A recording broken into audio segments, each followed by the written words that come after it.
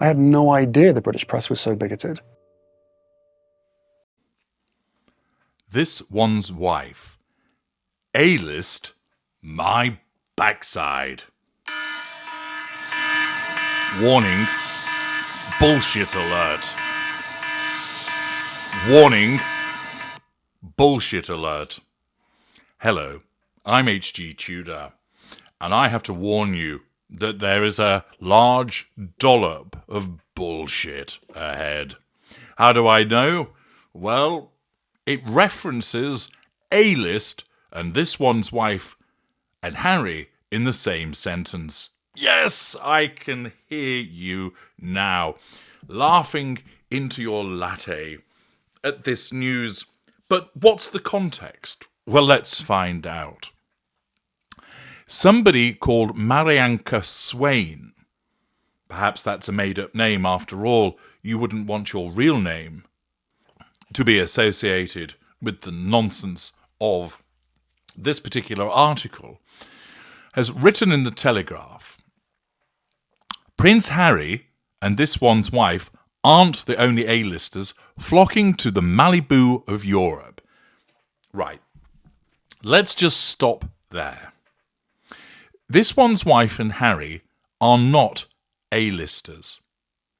Harry might have been considered to have been an A-lister by virtue of being a member of the British royal family. He still is a member of the British royal family, but his conduct, since he's been involved with the Spider, has meant that if he did have A-list status, he's lost it. Accordingly, somebody who was largely well-liked and then has tumbled in popularity as a consequence of engaging in idiotic and ill-thought-out disclosures, breaches of confidence, all, of course, egged on and aided and abetted by his handler, has meant that if you could have said that he had A-list status, he no longer has it. This one's wife, A-list, my backside, she's A-list. She's not even D-list. Yes, she's famous. Yes, she's well known. But let's just once again remember how she got there. Has she had a long and illustrious career in blockbuster movies? Is it the case that she is a world-renowned entrepreneur? Is it the case that she has successfully created a company that has developed something or some services which have become wildly successful? Is she an esteemed entertainer with a track record of successes within that particular field of entertainment? Is she a brilliant sportswoman who has excelled in a particular sporting field? How do we know about her? She married a ginger prince. That's it. Despite her attempts to persuade us to the contrary, she was not well known because of Suits. Most people hadn't heard of it. People have now heard of Suits because of her, because basically you would have thought that it was an extension of her name. This one's wife, brackets, formerly Suits, brackets. But hitherto, yes, there were some people who watched it. Yes, there were some people who understood that the character of Rachel Zane was played by this one's wife. But if you would have said to most people, have you ever watched Suits? They'll go, why would I go and stand in Marks and Spencer's and look at the gentlemen's outfits? What are you talking about? No, there's a programme called Suits. Oh, right. Is it about a gentleman's outfitters on Jermyn Street? No. It's about lawyers. Right. Okay. No, I'm afraid I've never heard of that. Oh, okay. Well, have you heard then of this one's wife? Who's that? What, you've not heard of this one's wife? She's internationally famous as a consequence of being the main character in Suits. Look, dear, I've never heard of Suits other than the ones that I've worn. And this woman that you refer to, she's never invaded my consciousness before. Unfortunately, she's invaded my consciousness on a regular basis thereafter as a consequence of the fact that she's regularly written about and insists on ensuring that the world knows that she's taken a shit somewhere. This one's wife is not A-list. Yes, she's famous, but she's only famous because of who she married. Madonna is A-list because Madonna has sold gazillions of records. She's been famous for years. She's wealthy. She created a career. George Clooney's A-list because he's a Hollywood star who's starred in various movies. He's made a lot of money, some of it outside of Hollywood also. Brad Pitt is an A-lister. Kate Blanchett is an A-lister. Helen Mirren is an A-lister. These are all individuals that have got established careers on screen, both the silver one and the television one. Cristiano Ronaldo's an A-lister. He's a hugely famous and talented footballer. But this one's wife, not a chance. And yet this headline that suggests that she is, it's utterly ridiculous. Of course, this fits with the delusion that this one's wife has in respect of what she is. But it really doesn't help when individuals such as Marianne Swain insist on making reference to her and Harry as A-listers. What's it in relation to? Well, it's the suggestion that they have purchased a property, and we're then subjected to basically what is a PR piece, which Jack Brooksbank is probably rather pleased with, as it drums up interest in relation to the Costa Terra Club in Portugal.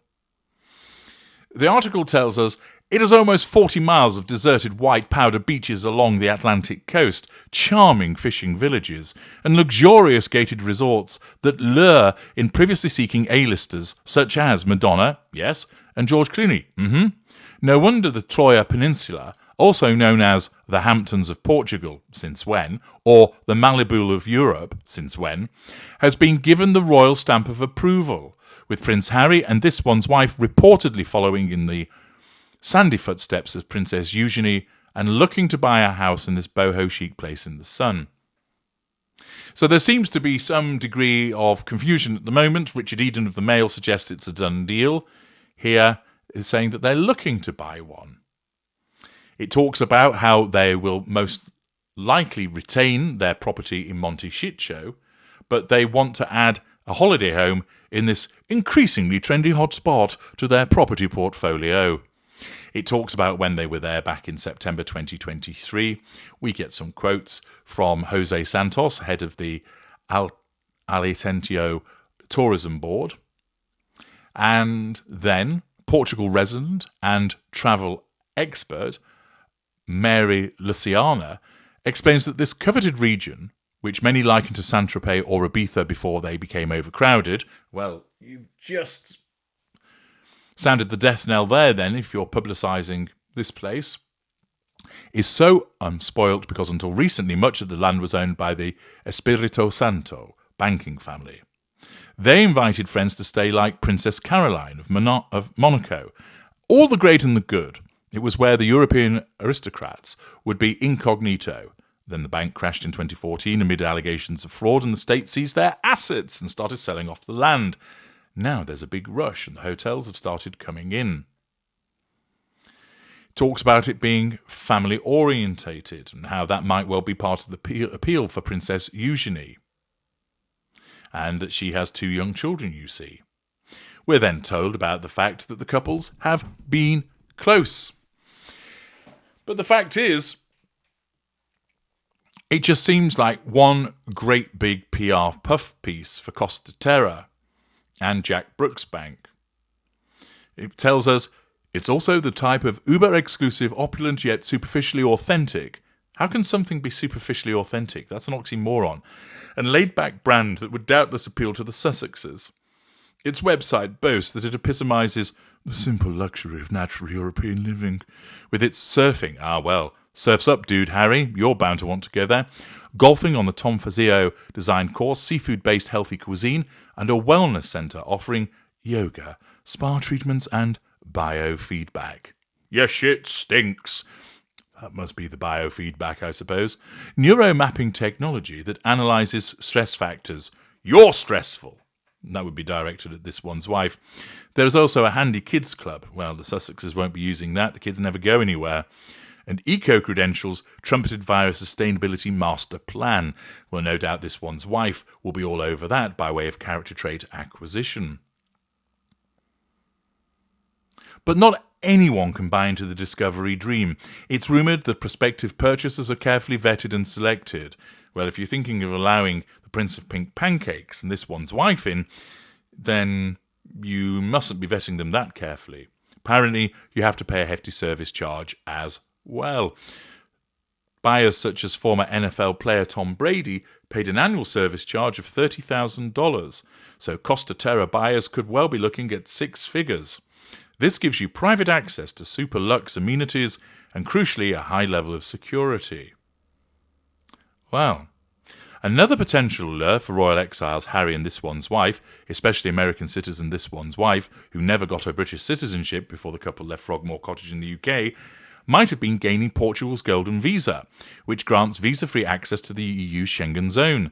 However, Portugal actually changed the terms of its scheme last October after too many investors bought up property, shutting out locals, so that it's currently not a qualifying factor. So if it was the case, and I doubt that it was, that this potential purchase or already done deal was to get the golden visa, it would appear that that's not appropriate. Apparently, Jose Mourinho lives nearby locally. Whoopie-fucking-do. While Madonna owns a £6.8 million 18th century Moorish mansion in the nearby hilltop village of Sintra. Sintra's about 2 hours' drive away. What a load of fucking nonsense.